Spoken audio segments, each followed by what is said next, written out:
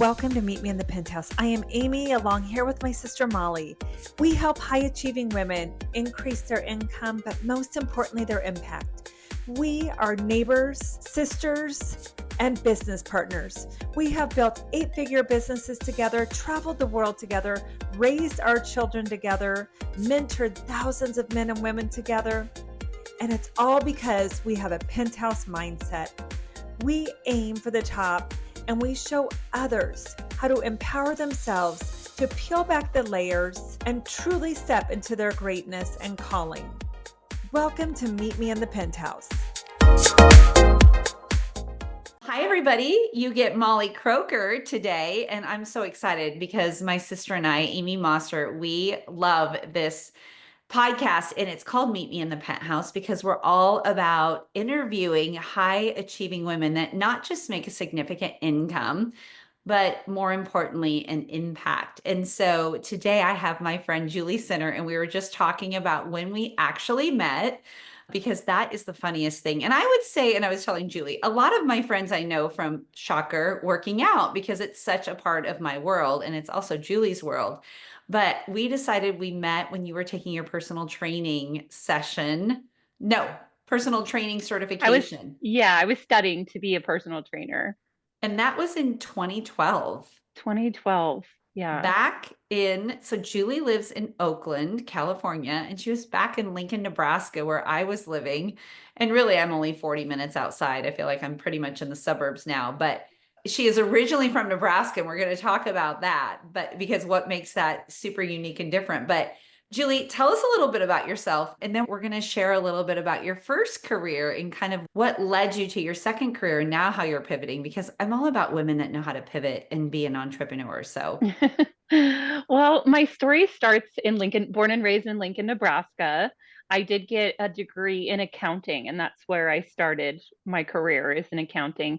Moved to the West Coast. So I moved to Redwood City for work and then eventually Oakland. I was an accountant for 10 years. And my company was moving to LA, and it was just not something that I wanted to do. And so I was fortunate enough to get a little time off and a nice little severance where I just explored the passion test, and we talked about that, right? And it helped me hone in on where my passion is. I realized this is the second time in my career, accounting career, that I had been laid off. And I oh, realized, I realized that I didn't want to work for anybody anymore. I didn't want someone else to determine whether I had a job or not. okay. So How old are you when you made this decision? 35 years old. Okay. I was Okay. 35 when I said I'm not going back in that world. And I was working out all the time just because it's a labor of love for me. And just out of that, I think what happened was the manager of the gym one day said, "Hey, the instructor didn't show up to teach the class, but you know what you're doing. I'll throw some music on and you lead the class." I mean, that's unheard of probably Oh, today, yeah. right? Yeah, Right? exactly. Like you need certifications and all these things. So, but I got up in front of the class and I taught the class, and it was like this aha moment of I'm here all the time taking these classes. I might as well get paid to be here. So that's where that started. And then from there, I taught classes for a good year, and people would come up to me after class and say, "I really want to work with you privately. Do you do personal training?" So you met me when I was visiting Nebraska and studying to become a personal trainer, And right? yeah, yeah. So then I became a personal trainer. I worked in a commercial gym for a couple years just to get some experience. And then I opened my own gym, and it got bigger and even better than I ever imagined. Because also, I should mention that meanwhile, while I'm doing accounting, while I'm opening a gym and being a personal trainer, I'm a property manager. So I have a real estate license and I manage this building that I live in. So I had that ability to convert the garage into my own gym, Which right? that I remember you doing that. And honestly, we have to go back to being an accountant, because I think this is where it probably gets scary, because you obviously had a salary, I mean, you Yes. knew what you were going to be earning. You Hmm. read the passion test. And was that where you first were? And it's a book for those of you that don't know, because I have since bought it for many people that are like, I'm at a point in my career. And I'm like, oh, I've got the book for you. My friend Julie read it. And was that book the reason you were like, all right? Or did you have that inkling, like, I've been laid off twice, I don't want to do this. And then you read the passion test, and what made you leap, because you're leaving a salary and going to a personal trainer, and kind of like teaching, it's not a glamorous, it looks fun because you're working out, right? But, or not really, you're teaching other people how to work out. But I'm sure that there was a huge difference in pay. Talk about those two things. Okay, so yes, to the question about was the passion test the reason why I pivoted so hard? It was because I felt that with accounting, it was rewarding that you had that salary. Every week you had the same amount, and but the big surprise was getting laid off and just feeling so vulnerable, and that all my eggs were in this basket that I had no control over. So the passion test taught me that if you do something you're passionate about, if you really are passionate about your work, the money will show up. So I was broke for a couple years when I first became a trainer. I think, and I'm in the California Bay Area. So anything under $100,000 a year is poverty level, Right, right? right. So I think my first year as a trainer, my income tax was $25,000. I made that first year when I met you in 2012. Wow. Yeah. And it's just incredible. That had to hurt your ego a little bit. And also, did it make you scared? Like, I'm just thinking about fear of thinking for a hot minute, like, maybe I should go back to accounting. Maybe this is silly. Oh, I had so many doubts. And then I had my parents who thought I was crazy and that this was like wait, you have this very stable accounting degree and you want to do what? You want to work in a gym, And I think I absolutely had those doubts a lot, where I thought, you know Good to what? hear. I want people to hear this, because it's not like it was easy, like, oh my gosh, and then I pivoted and I'm working my dream job. I really just focused on the end goal. And it was, to sound corny, but it was true. I had this faith, this Mhm. belief that if I keep going, I will be successful. If I just every day, and I don't know if I also referred you to the four agreements. Oh, I'm The laughing. I'm not laughing, but look what I have up here on Do you my have the four shelf. agreements? So one of the most important agreements in there is always do your best. Yep. And if you continue to do your best, you'll never be disappointed with yourself, Hmm. right? So I just went off of a lot of belief that if I continue following this passion, I will be successful. Now, that's not to say that financially it wasn't hard. It was very hard. And I just learned to do things like cut back on my expenses. As an accountant, when you're Hmm. not bringing in money, you better start cutting your costs. So I didn't vacation as much. I learned how to paint my own fingernails, little things like that I started to do for myself. And so I was really just living very frugal. And before I knew it, it was like the next year, my income doubled. So it was Oh, 50,000 the next year. The third year, it doubled again. So it was 100,000. So now I'm in a position where, okay, I actually am making a decent living by this. So this is where I pivoted again and opened my own gym, right? So now all the profits, when you work for a commercial gym, let's say, for example, they charge $100 per session. The gym keeps 75 of that and you get 20, the trainer gets 25. wow. Big Wow. difference, right? So, and I'm the talent, right? Right. So this is when I pivoted and said, I'm going to buy my own gym equipment. I make that own investment. I'm going to rebuild this garage to the way I want it. And then I started my own business and I kept 100% of the proceeds, right? And Right. that's where my business really skyrocketed. And then you have the pandemic that took me to a whole nother level because all major gyms closed down, if you remember. Right. Right. Yeah. Right. And then Yes. the average person was trying to get home gym equipment, and the stores were running out of home gym Right, equipment. right. I remember you couldn't even get dumbbells. I'm like, You oh my gosh. you couldn't. And I had just in 2019, I had just fully remodeled my Oh, gym, new floors, all new equipment. I reached out to this local superstore and I said, these are all the things that I want. They outfitted me with all new equipment at a very good wow. price. So I had a fully functioning gym. So my business like quadrupled during the pandemic. Oh So my much, gosh. yeah, so much so that on an average week as a trainer, you're probably doing 20 sessions. And I was doing almost 50. I was doing like Oh my, 45 to 50. Yeah. And I okay. One-on-one group? one Did on you? one. It was Oh, all one on one. dang. Yeah, with a Oh, mask and, doing temperature checks and screenings every day and cleaning everything. Because at the time, remember, we didn't know if touching stuff right, transferred right. COVID. So, it was so much work. At the same time, I was so blessed and I just kept going with it. Yes, We yes. weren't able to travel, we weren't able to do anything. So I just relished in the moment and said, let's just work. And this is what we're doing by the end, and when I say the end, it's like 2022, right? When things started to Right. feel a little bit more Yes. normal again. So for 2 years, I just was so overworked that I kind of became burned out on it, right? You Yes. know Yeah. what happens when you work too Yes. much or you force yourself. So that's when I pivoted yet again. And I've moved my real estate license to a brokerage, a local brokerage where I'm selling houses now. So here we go again. We're starting all over again. And I was 45 when I did that. I'm now 47 and I'm starting my career all over again. So here we have an accountant at 25, a personal trainer at 35, and now a realtor at 45. So if there's any proof that you're never too old to start Oh my over, gosh.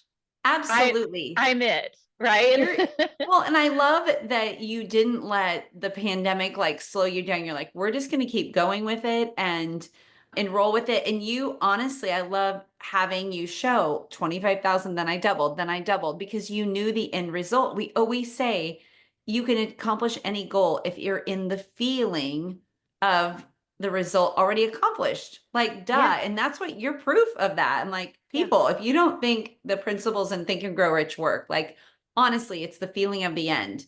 So you already knew what that felt like. And I love that you were just like head down, blinders on through this pandemic. Let's make this work. I don't really know what tomorrow's going to look like, but we're going to keep going. And then you pivoted again to real estate, which, like you said, you were in property management. So it wasn't like it was like, whoa, a huge swing, but hanging your hat, I guess, with a brokerage. That's a big shift still. I thought it would be a lot easier, to be honest, because of my experience in property management and leasing.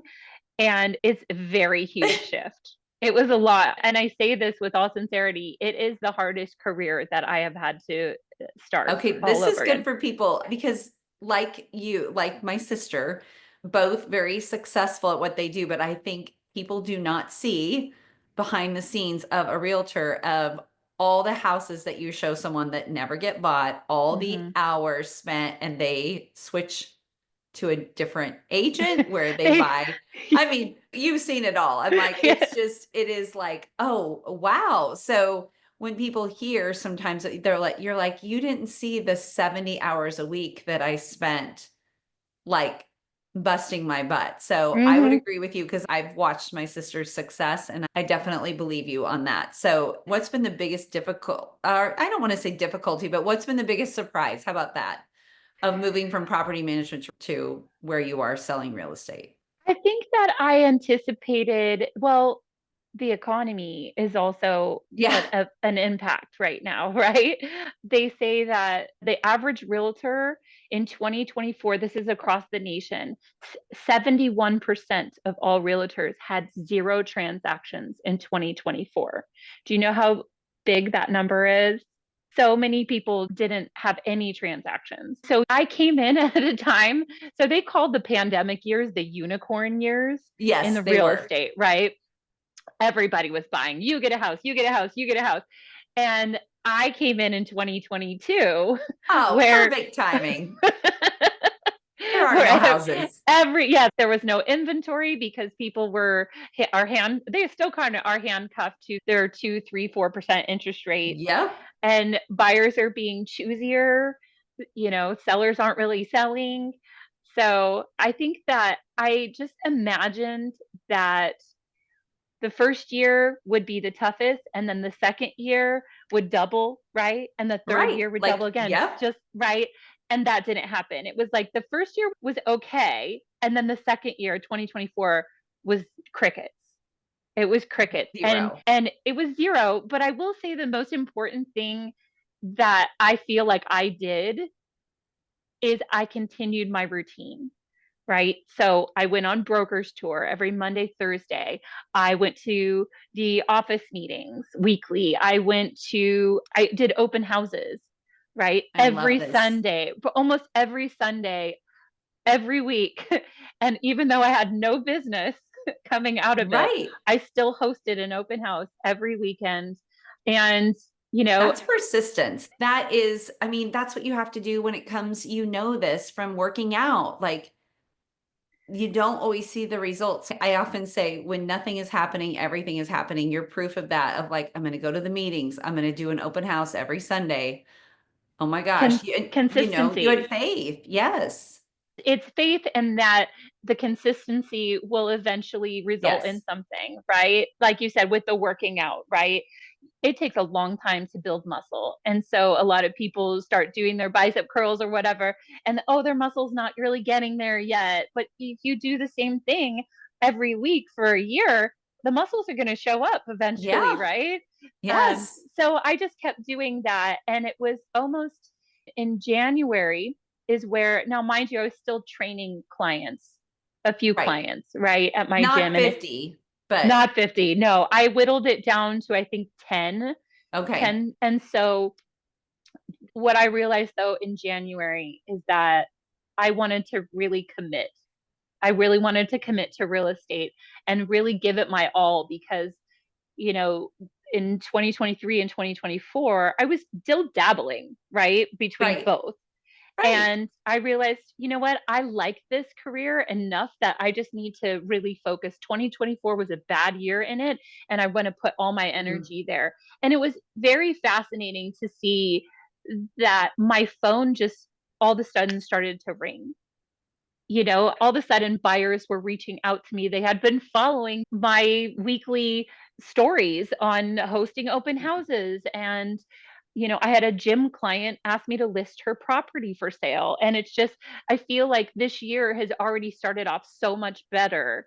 And so we're on year 3, and I can just see, I mean, staying consistent, I have no doubt in my mind that I'll be a top producing agent soon, in I the next few years.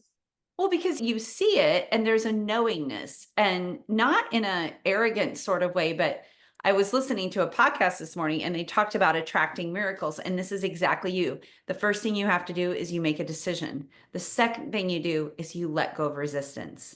You don't say, I don't know how it's going to happen. I don't know how what am I going to have to do? I'm going to have to work harder. No, I'm going to keep doing the things that I know are going to make me successful. I'm going to keep showing up to Sunday open houses. I'm going to keep posting about it. I'm going to keep, and that's where people I think fall off. And again, where you could have retreated to being an accountant when when the personal training industry got hard. Same thing. You could have gone back to 50 clients in the grind, but you're like, no, I'm all in. I made a decision, and then you let go of resistance. And you're just a beautiful example of doing this, not just once, but twice. Yeah. Yeah. You're like, I uh-huh. Yeah, yeah. Well, and going back to what we were originally talking about, the passion test, they do recommend taking the passion test every 7 years. I don't know what it is Oh, about the 7 years. There's something also about we go through a growth spurt every yes. 7 years, right? So our passions are going to change over time, right? Am I Right. still passionate about personal training? Absolutely. But I'm also passionate about housing and helping people find housing and architecture. And more importantly, I'm passionate about helping people, right? Yes. And Yes. teaching. I feel like my strength is coaching and teaching people. And in this industry, especially real estate and these high dollar amounts, it's really hard to know who to trust. So I think my strength is building the trust with clients and being that person that they can come to that is going to give them the honest answers, right? And coach them on how to buy or how to sell a home, right? You know what? I love that you said this because it leads me right into the question of what makes you so unique. Like you said, when people meet you, they know that you're not from California. They're like, so talk about what makes you different, especially with your clients, because you likened it to speed dating, but you really like relationships. I love to build But relationships. what makes you different, do you think? I think that my way of getting to know people is a slow process, right? I take my time in getting to know people, but I'm also that kind of why people notice that I'm not from California, that they always say, "You're not from around here, are you?" And I think it's because in Nebraska, and you can attest to this, Molly, Uh-huh. because this is how you and I met, which is like, Right. "Oh, what are you studying over there?" Or, right? You're standing in line Yes. at the grocery store and it's like, "Oh, I've never bought those. Are those any good?"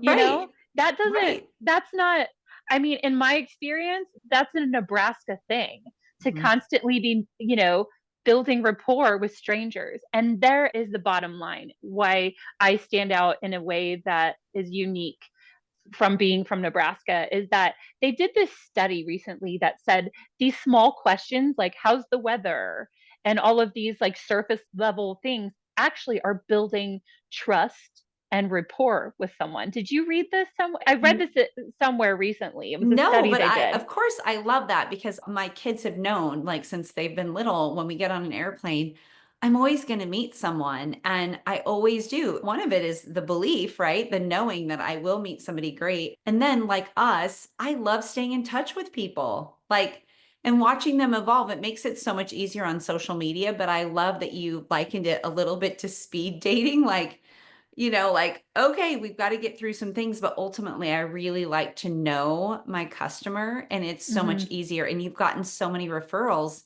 just from your training, your personal training Yeah, clients. all of my business pretty much. I mean, the one-offs when you're hosting an open house and you have someone come in, a buyer come in and say, "Oh, I want to write an offer on this house. Will you write the offer for me?" That's kind of the one-offs, you know? But for Right. the most part, the most rewarding part of this career for me is helping people in my network, right? Yes. And those will have all come from referrals. Another thing that I talk about a lot at the office amongst other realtors that I think sets me aside too, and it's a very Nebraska thing. I don't know if it's a Nebraska thing or it's my mother, Oh, I but love this. my mother was very into knowing people's birthdays and anniversaries and sending them cards. Oh, It's a very much part of my mother's teachings. And so what I do is I actually send cards, birthday cards to people.